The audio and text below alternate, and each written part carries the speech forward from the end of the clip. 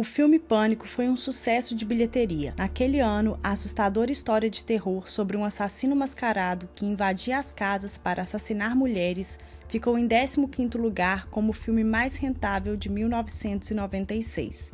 A película se tornou um clássico dos filmes de terror e uma referência para o universo da cultura pop. O filme gerou polêmicas ainda durante as suas gravações e enfrentou problemas para driblar a censura. Mas você sabia que o horror retratado no filme realmente aconteceu na vida real? Conheça agora a verdadeira história por trás do filme Pânico. Ei mundo, meu nome é Fabi Medeiros e sejam muito bem-vindos a este canal. Aqui tem vídeo novo toda semana, sempre com temas criminais e também curiosidades que acontecem ao redor do mundo. Então se você gosta desse tipo de conteúdo, para tudo que você está fazendo que eu vou te contar essa história. Vem!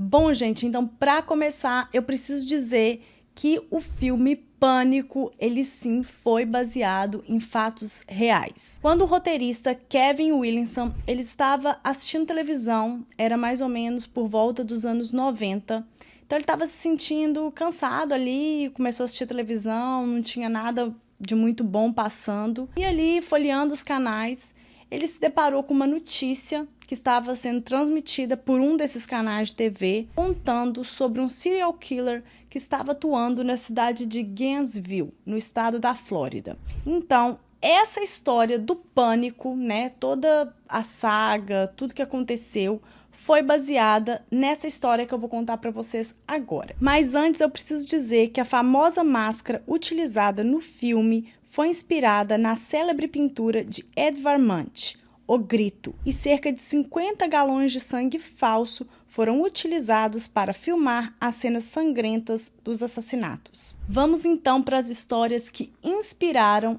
esse filme Pânico. O primeiro ataque aconteceu no dia 24 de agosto de 1990. Sonja Larson, de 18 anos, e Christina Power, de 17, moravam juntas e saíram para fazer uma caminhada. Mas infelizmente, gente, elas foram avistadas por um homem que as seguiu, depois invadiu o apartamento delas e cometeu crimes brutais.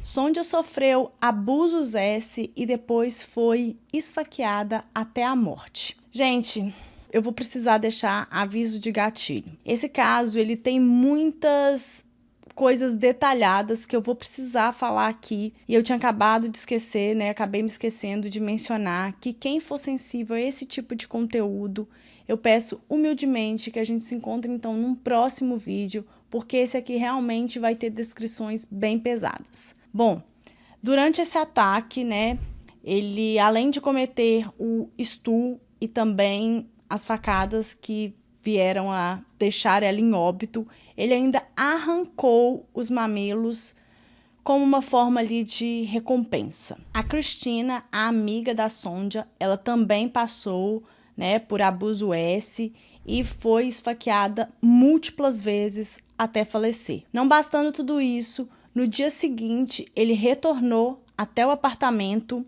ele cometeu necrofilia com a Christina, né, com o corpo dela que estava ali. E não suficiente tudo isso, ele a decapitou e pendurou a cabeça dela.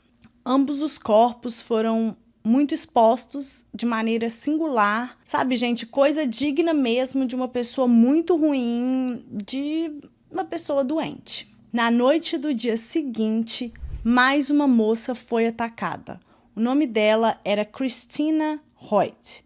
Ela também foi atacada, abusada, esfaqueada e morta com múltiplos golpes. Ele também, né, deixou a coisa ali bem exposta de uma forma muito bizarra. E depois, gente, ele ainda sentou o cadáver dela em uma prateleira. No dia 27 de agosto, outras 2 vítimas foram encontradas sem vida, com os mesmos traços e características do serial killer. Manny Taboada e Trace Paulis foram mortas exatamente da mesma maneira. Então, assim, gente, aquilo ali tomou a cidade de Gainesville, as pessoas estavam apavoradas. Inclusive, tem uma estudante da universidade, né, lá de Gainesville. Gainesville é uma cidade universitária, né, que tem vários estudantes, várias pessoas que não moram na cidade, só estão ali mesmo para estudar, tipo Juiz de Fora ou uma cidade em que tem muitos estudantes, né, as pessoas vão para lá, tipo São Carlos.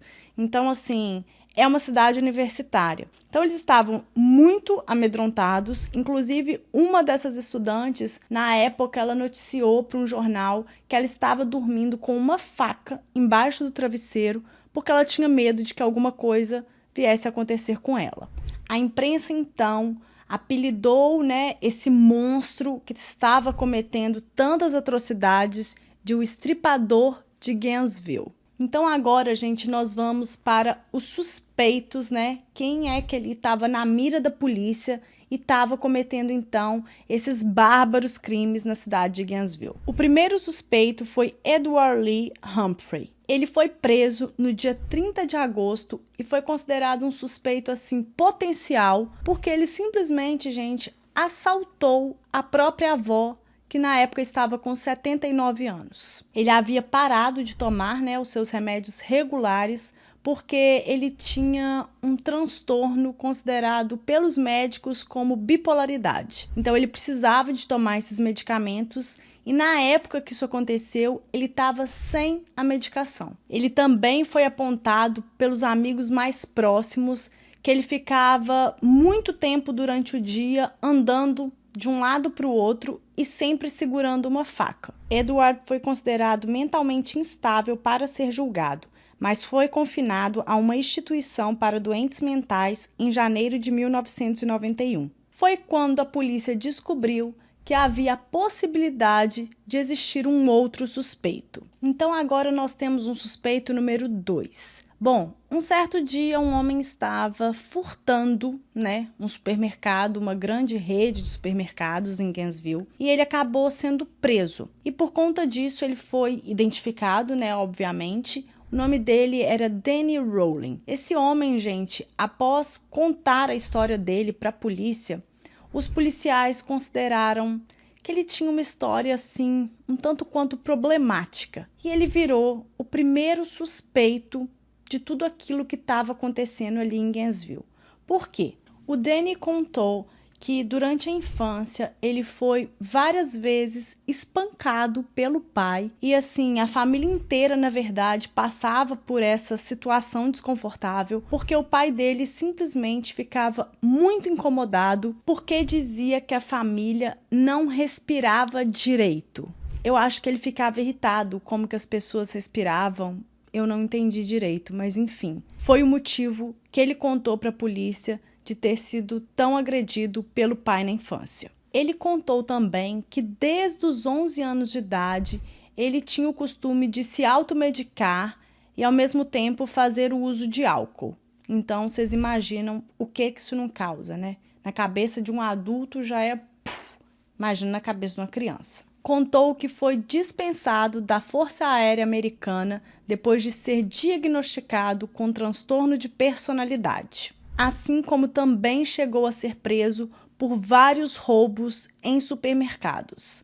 Além de tudo isso, o Danny também, em uma das brigas com o pai, ele chegou a atirar, para matar mesmo, no pai, mas por um milagre o pai dele acabou sobrevivendo e ainda assim, né, quando saiu toda essa notícia de que ele era, né, que a polícia estava desconfiando que ele que era o criminoso, o assassino que estava cometendo todas aquelas mortes e todos aqueles crimes, o pai do Danny ainda disse que não acreditava que o filho dele era capaz de fazer tudo aquilo. Até então, a identidade do estripador de Gainesville era desconhecida e a polícia só descobriu que Danny era o responsável pelos assassinatos cruéis quando encontraram materiais usados nas execuções entre seus pertences pessoais. Danny Harold Rowling era então o serial killer de Gainesville. O Danny então ele acabou confessando todos os crimes, mas isso aconteceu de uma maneira assim, um tanto quanto inusitada. Ele primeiro começou a detalhar as mortes para o seu companheiro de cela, que se chamava Bob Lewis.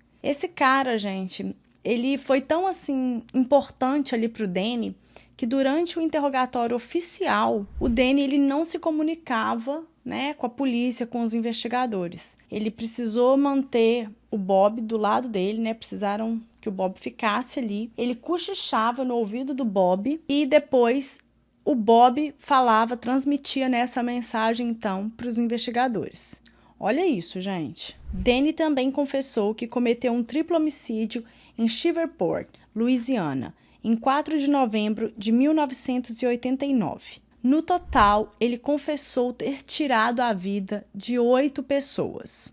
Na prisão, ele foi diagnosticado com transtorno de personalidade antissocial, transtorno de personalidade borderline e parafilia. Quando então questionaram para ele o porquê dele ter feito tudo aquilo, né? Se ele nem conhecia aquelas pessoas, por que ele foi capaz de tamanha monstruosidade? E ele disse que, na verdade, ele tinha um grande objetivo de ser tão famoso quanto o terrível, né, gente, Ted Bundy, que a gente sabe que é um famoso serial killer que cometeu vários crimes. Então, era nessa pessoa que ele se espelhava. Danny Rolling acabou sendo executado nos Estados Unidos no dia 25 de outubro de 2006, às 6h13 da tarde. Sua última refeição, requisitada por ele, foi calda de lagosta e camarões servidos com purê de batata. Para beber, ele pediu chá e, como sobremesa,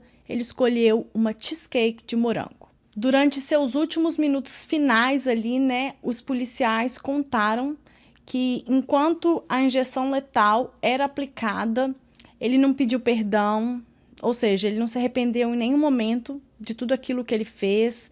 Ele não, demonstrou arrependimento.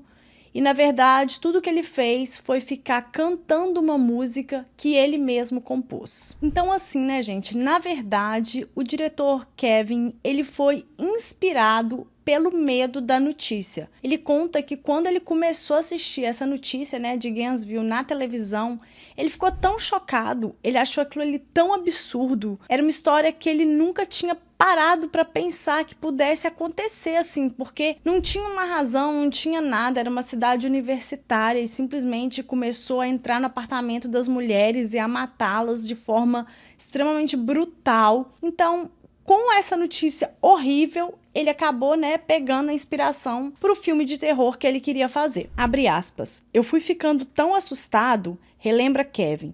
Durante o comercial, eu escutei um barulho e fui checar a casa, disse ele em entrevista à rede CNN. Ele conta então, né, ele mencionou com vários amigos que ficou muito assustado mesmo com essa notícia e que naquela noite, quando ele foi dormir, começou a ter vários pesadelos. Então ele acordou por volta de 3, 4 da manhã e decidiu que era hora de começar a escrever o roteiro do filme Pânico. E foi exatamente ali naquela madrugada que ele fez a abertura do filme. Para escrever o roteiro de Pânico, Kevin Williamson se inspirou nos detalhes dos crimes e no fato de que Rowling usava máscara, se vestia de preto, atuava à noite e usava uma faca para cometer os assassinatos. O primeiro filme foi lançado em 1996 e hoje a franquia conta com 6 filmes. Inclusive o último, né, Pânico 6, foi lançado agora em 2023. Eu ainda não assisti, mas é uma saga que eu adoro, já assisti todos. E você?